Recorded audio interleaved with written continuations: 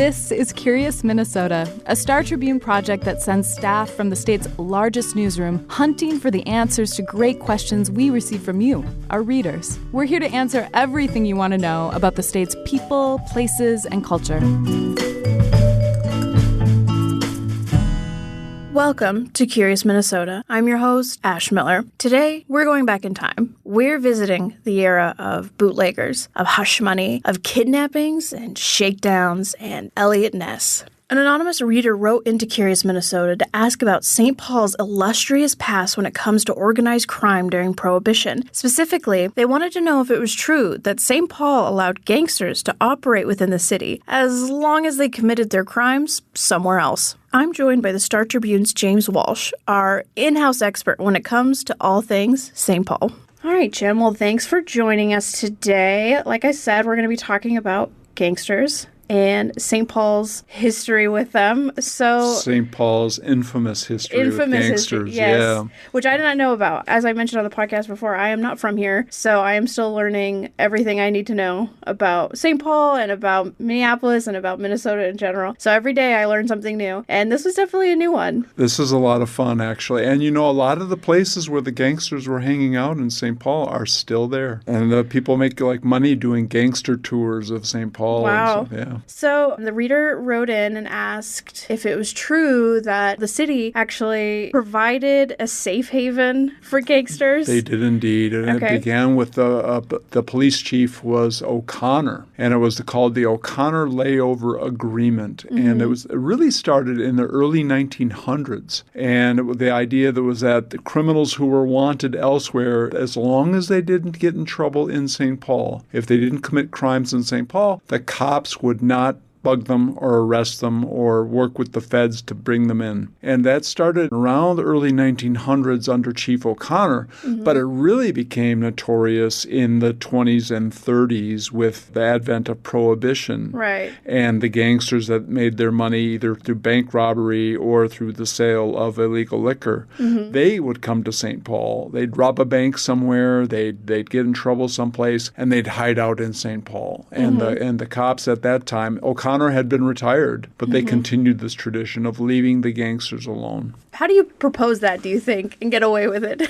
Well, Paul Maccabee, who wrote the book John Dillinger Slept Here, was a good source for this story. And Paul did tons of research. And what he says, what happened was that the gangsters or the bad guys would come in at the train station, at the Union Depot, and then there'd be a cop there. And they'd know who these guys were. And they'd say, as long as a palm got greased or something, you kind of checked in. Later, where the check-in took place there was a guy that was kind of a fixer in St. Paul, and the organized crime types would check in with him either at a saloon that he ran or at his suite at the St. Paul Hotel. So there was money that changed hands to make sure that the cops would look the other way. And it wasn't all of the police, right? But it was some of the really key kind of higher-ups that made sure that if you're in town, just don't do bad stuff here. It got to the point, though, that they would do bad stuff in Minneapolis and drive across the Lake Street Bridge, and then they'd be safe. Really? It was that clear of jurisdiction. Yeah, they'd rob a bank in Minneapolis, or they'd rob a bank in Denver, or they'd do something bad in Kansas City, and then they'd come up to St. Paul, and they could sit here and be safe for 2, 3, 4 months, and then till they did a crime somewhere else, or they ran out of money.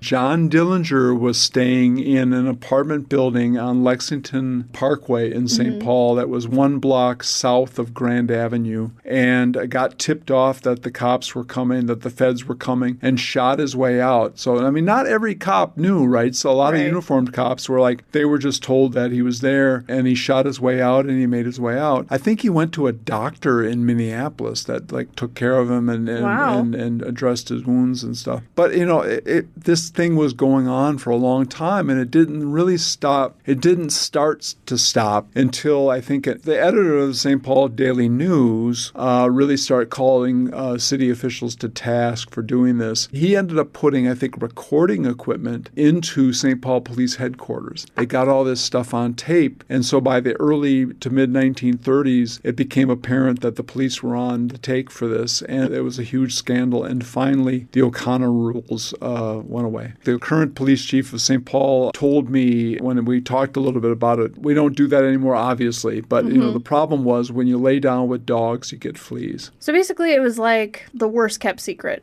It was the worst kept. In fact, I think in one thing that Maccabee showed me in the early 1900s, again, before the Dillinger stuff, I think they even alluded to the rules and that made St. Paul safer by requiring the bad guys to behave while they were here, that it actually lowered crime in St. Paul, which then they kind of publicized it. They kind of said St. Paul's a safer city because of this. So we and this one, when O'Connor was still chief, if someone was caught committing a crime in St. Paul, sometimes they'd be taken right to the chief's office, and then they get sent out of town. So, for a while, it seemed to have a positive effect on crime in St. Paul. That kind of went away, though. And one of the things that put a lot of pressure on the gangsters was they broke the rule. So these gangsters were the Barker Karpus gang. It was involved in kidnappings of Edward Bremer, and it was William Ham. And Ham was obviously of the brewery family, Hams, and Bremer was of the bank family. And that brought a lot of heat on them because they broke the O'Connor rules. And then now you're committing big crimes here to get big paydays. Then that also shone a light on what the police were doing. And then public pressure started to build. So is this stuff that the city still likes to talk about? Like, is it a controversial subject?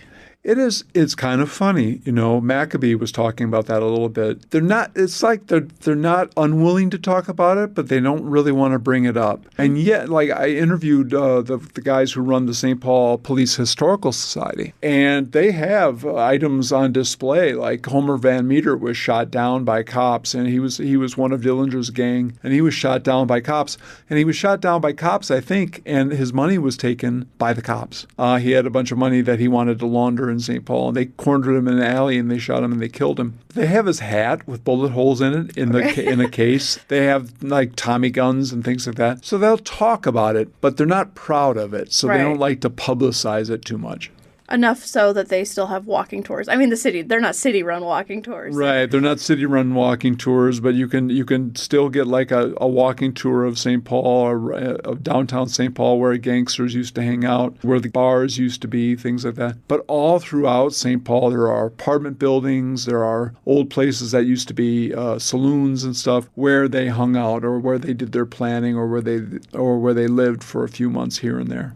Wow, okay. I would recommend getting the book. It's a fascinating book, and it has the addresses and things that are still there and where they were, where they planned the kidnappings and stuff and where they, where they shot their way out of. Dillinger and his gang shot their way out of a resort in Wisconsin, and then they came to St. Paul. Okay. Again, they would do these awful crimes and rob banks or get kinds of money, and then they'd come here and they'd lay low for 3 or 4 months, heal up if they were shot or wounded during the robbery, and then they'd go back out and commit more crimes and come back to St. Paul again. Well, okay. Well, we all learned a little something about St. Paul. It was a poorly kept secret, and in fact, a lot of people were talking about the FBI talked about St. Paul being one of the dirtiest cities in the country at that time. It was well known that the police department and public officials were more than willing in exchange for a little cash to look the other way. Wow, okay. Well, thank you for stopping by. You are our St. Paul expert. We call you Mr. St. Paul around the office. That's what happens when you don't move away. Yeah, I will put a little plug in here for our newsletter that Jim and I do called Eye on St. Paul. So if you're a St. Paul resident and you want to stay up to date with everything going on in St. Paul, sign up today. All right, well, again, thank you for stopping by, and thank you for listening. Thanks, Ashley. Thanks for listening to Curious Minnesota. We want to hear from you. Ask questions and read more stories online at startribune.com/curious. Our show is recorded at the Star Tribune's headquarters in beautiful downtown Minneapolis, and our music is produced by Matt Gilmer. If you like the show, please rate us on iTunes or leave a review. And until next time, stay curious.